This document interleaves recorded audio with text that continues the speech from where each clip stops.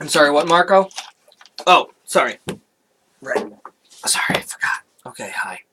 My name is Brian Hegney, Instructor of Communication at High Point University in High Point, North Carolina. So, here's the thing. I know I said the last video was the last video, and I said that the time before. The point is, I had to do one more because I'm looking back and there are 5 videos on how to kind of go from start to finish. They're all about 10 minutes, so that's 50 minutes. Probably more than that. It's probably about 65 minutes. I'm not sure. And you're probably wondering, you can't believe that it takes 65 minutes to make a freaking lift. And it doesn't. But there's a lot that goes on. There's a lot to making a lift. And I think that's what I want you to get out of this with this series of how to make a rising platform. Because when you do it for the first time, it's going to take a long time. And then you do it again, and it's going to take a little bit less time. And you're going to forget some things. And you're going to make some wrong moves along the way. But it's still going to take you a good bit. So what I wanted to do was to show you. I'm going to start from scratch. I'm going to make a second lift. I'm going to make lift 2, and I'll just show you how fast I can do it. Not because I'm amazing, because I'm not, but because it's not going to take you 50 minutes, right? And it'll take you a lot less. So I'm just going to create a new blueprint, right? And I'm going to call this Platform 2BP. And I'm going to click on Platform 2BP. Oh, I'm going to add a static mesh. Maybe I will create, I'm going to call this Platform. And maybe, just maybe I'll make this something fun. No, not a capsule. I don't know, a chair. Maybe, no, the chair is gonna be stupid. Sorry. This is what I agonize about. No, I'm gonna do the same thing. I'm gonna do a shape cube. And oh gosh, I'm gonna do it 4 by 4 by 0.25. Gonna add some variables. Platform 2 begin. Don't want to name it platform 1 begin because it's not. Platform 2 end. Platform 2 end. I'm gonna compile this, save this. I'm gonna make platform 2 end I'm gonna make it public, show that 3D widget. I'm gonna compile it, save it. Then I'm gonna put it down, and I'm going to place it in my scene. I'm going to place it maybe in the center. I'll place it in the center. That's fine. And I'm going to select that end. And this time I'm just going to go up. I'm just going to go up because it's nice to go up. I like rising. And I'm going to go open up the level blueprint. And you know what? I'm going to start from scratch. So I'm not going to open up the level blueprint. I'm going to grab a volume, trigger volume, place it here.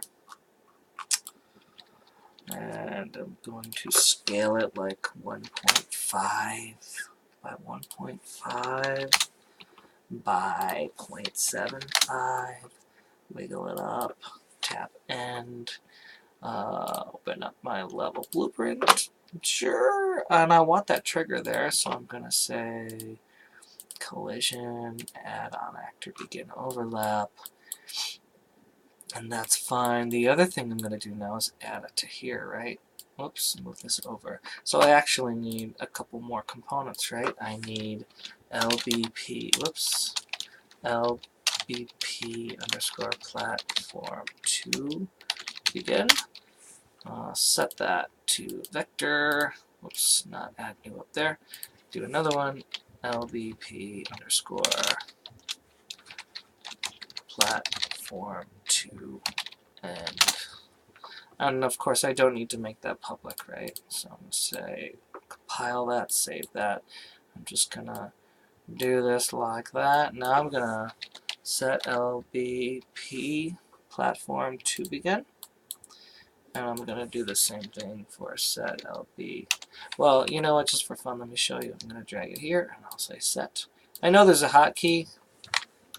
I think is it Alt?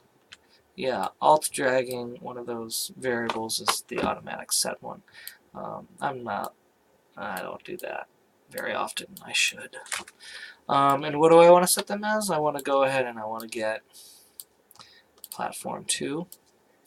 You know what else you can do? This is fun. Platform 2, drag it from the world outliner, drag it into here. And it's the same thing. And what I want to do is I want to get that Platform 2 begin, get Platform 2 end, and I also want to get actor location. And of course I want to add those together. Why don't I just select these two things? No, I'm going to do it from scratch. I'm sorry.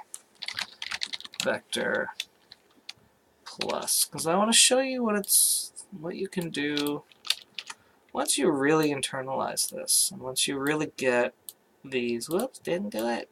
Once you get how all of this stuff works, it becomes extremely intuitive, just like anything.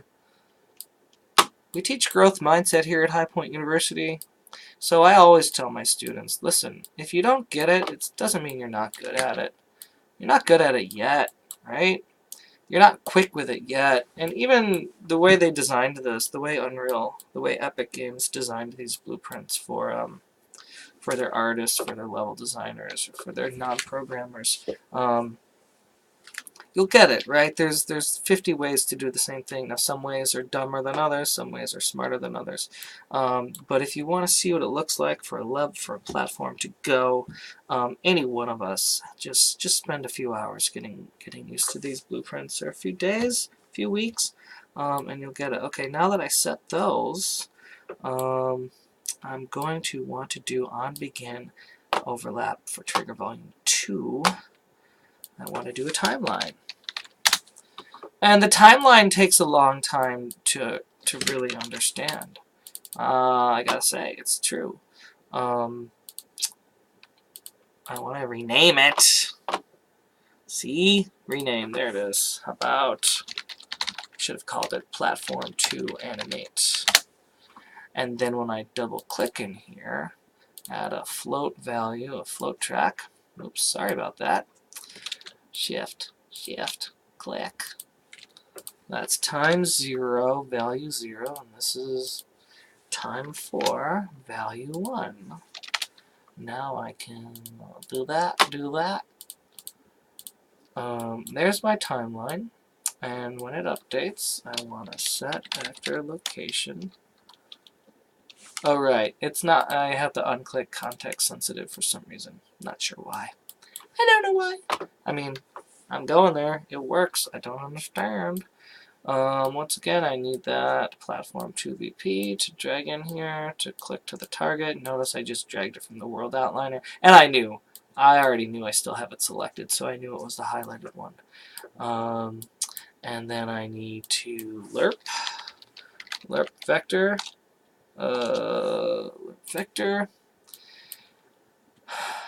and I need to get the begin location for Platform 2 from the level blueprint, and get the end, plug that into there, plug that into there. I just want to see, did that work? Yeah, look at that. And it's going to stop there, obviously, right? Great. What time am I at? How many minutes did that take me? That took me less than 9 minutes to do that. So in the next 4 minutes, a few minutes, I'm just going to show you, add the same functionality, right? I'm going to add another variable. I'm going to call it is P2 up, because that's how I should have named is P1 up, is P2 up. Otherwise, it wouldn't know. So I'm going to say on trigger volume, I'm going to add that branch, right? Because that's what we really need. Going to add that here. Is P2 up? I'm going to get a reference to that. And if it's not up, I'm going to play it. If it's true, obviously I'm not going to do a darn thing. Maybe I could have an explosion. I don't know. Something fun. When it's finished, I am going to do another branch because it's going to do different things whether that condition is true or false, right? So if P2 is false, remember it's not up yet. And what I'm going to do is I'm going to say set is P2 up. Set it to true. And then I'm going to delay it. Delay for like 2 seconds, right? 0.2 seconds. 2 seconds. No. And then I'm going to reverse it. Now, if it's finished and it's true, we still need to do something. We need to set is P2 up to false. That way it resets itself. Do I want to add a key just because it did exactly the same thing? You know what? Oh, it's all the way up. That's right. Is it? Input, isn't it? Input? Yeah. Oh, God. Input keyboard events. I'm doing the same one. You know what? Maybe I'll do a different one. Maybe I'll do, no, L. I'll do L. That'll be my pause key. When it's pressed, I stop it. When I release, I play it. I think that's it. Compile, save. It looks like crap, by the way. Looks like spaghetti. For right now, I'm not going to worry about it. Save current. Why did I do that? There we go. Now let's see. I'm going to get off it. It goes up. It'll wait a second because the timeline is 5 seconds. It'll come down. I can change the number of seconds in the timeline, and it's going to wait until I get on it again. There we go. Easy as pie. So, honestly, I mean, do it the first time. It's going to take you a long time. In fact, so it took me to talk about it to you guys, or to what I think it might help somebody listening. It took over 60 minutes, roughly. It took 60 minutes. If you've never done any of this before, it's probably taken you a longer time. Don't get angry. Don't get annoyed. Don't get frustrated. Or do, and then go get a soda or something and watch a movie. I don't know. Play a video game. Then come back. And actually, if you do it again, it's only going to help you. I mean, I'm not saying you're going to do lifts all over the place, but it's going to help you understand really what a timeline is, what a Boolean is, what a branch is, what a 3D vector variable is, and what the blueprint is used for, or what the level blueprint is used for. So it's going to help you. Do it again. Do it again. See if you can beat your time. And then try it again, and then race against yourself. I don't know. This is fun. I love it. I'm so glad I get to do this with you, and I hope to see you again. Please tell your friends, tell your parents, tell your kids. I don't know. Leave me comments. Tell me what you think I've done really well, or what I could do better, and that'd be great. Have a good night. Bye.